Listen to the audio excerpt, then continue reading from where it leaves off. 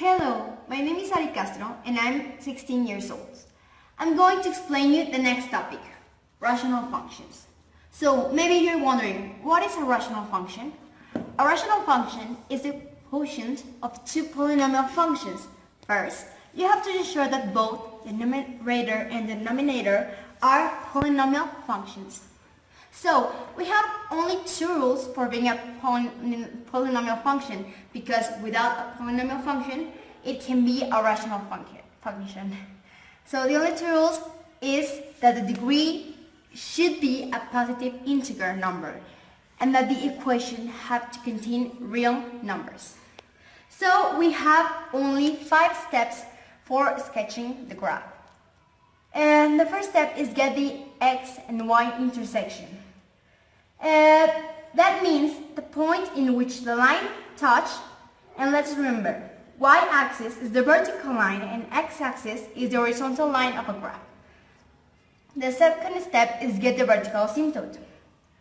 The vertical asymptote, as you can see down here, is the parallel line to the y-axis. It's an imaginary line.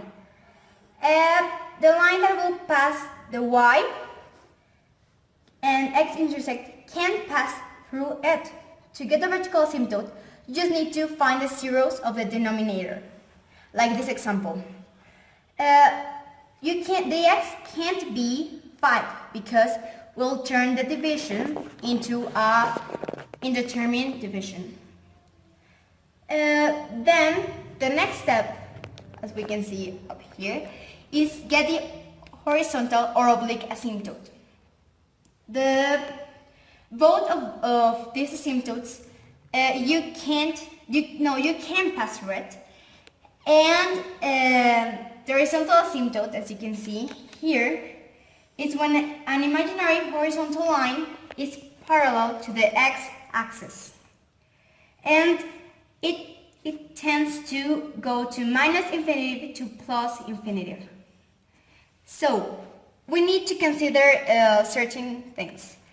If the degree of the denominator of greater than the degree of the numerator will be y is equal to 0.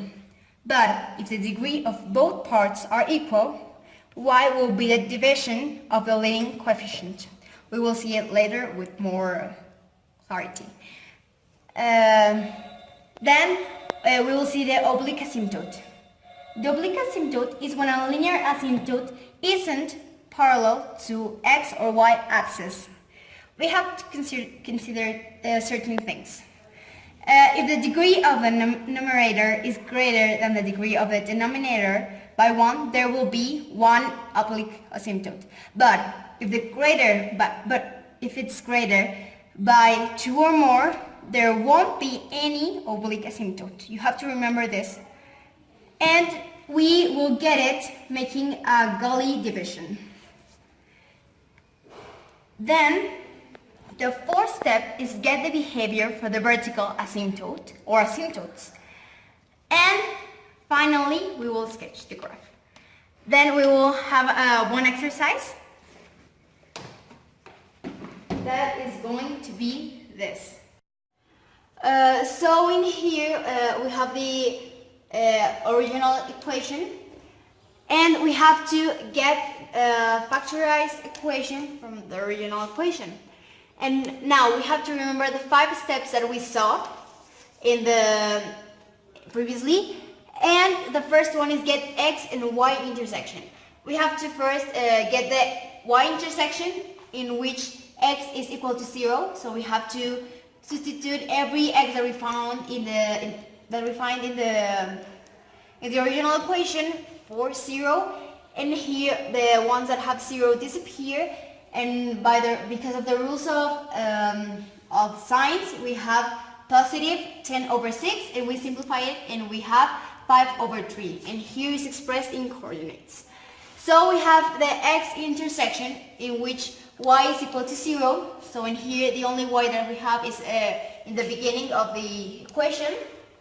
Here we have to pass the denominator to the other side, and it will pass multiplying, so we will have a 0. And then we have to factorize it because it's more simple way.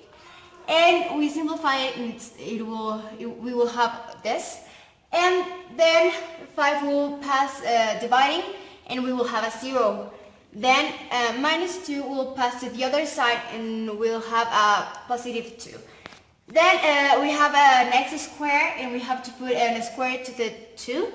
And we will have a plus and a negative, positive and a negative 1.41.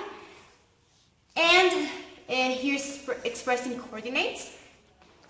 And then we have get the vertical asymptote. In here we need to use the factorized equation.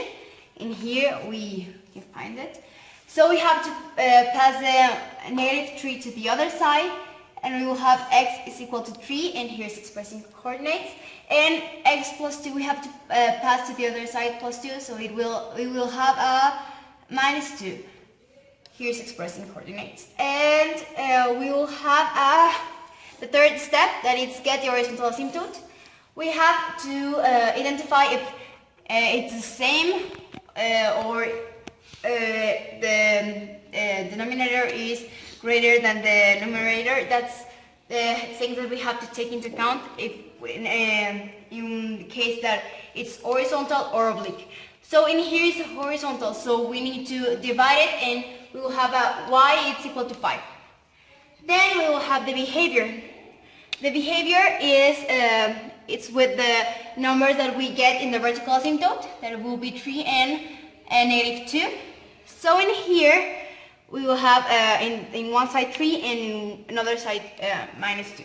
We have to get the closer numbers of 3, that will be 2.9 and 3.1, and we have to substitute those numbers in every x that we have in the original equation. So in here we have 2.9, we substitute it, and we will have in here positive, and here negative and positive, so it will be negative at the end. And in here we will substitute 3.1, and in here we will have a plus, and in here we will have a plus and a plus, so it will be a plus at the end. And in the other vertical asymptote number, that it will be minus 2, we have to get the closest numbers, that will be negative 2.1 and negative 1.9. So in here we have to substitute the x in the original equation, and here it will give positive, and here will give negative and negative, that it will be by the rule of signs, positive, and at the end will give positive.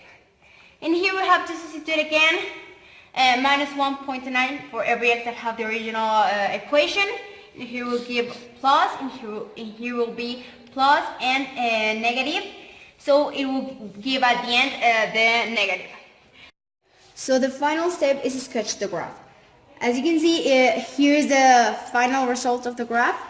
And the only thing we have to do is put the x and y intersections, and here is the 1.41, and here is the minus 1.41, and is a y intersection that it will be 0.166.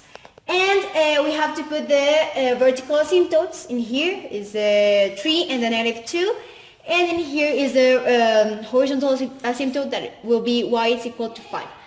And the arrows will be determined by the sign that we have, and if there is after or before the line, the vertical asymptote will be determined by this 2. In here you can see it's 2.9, so it will be after, like before, and 3.1 will be after.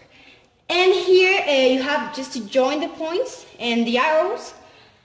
As you can see, it goes like this, and in here it goes like this and like this. You can cross the horizontal asymptote, but it's not like the correct way to do it.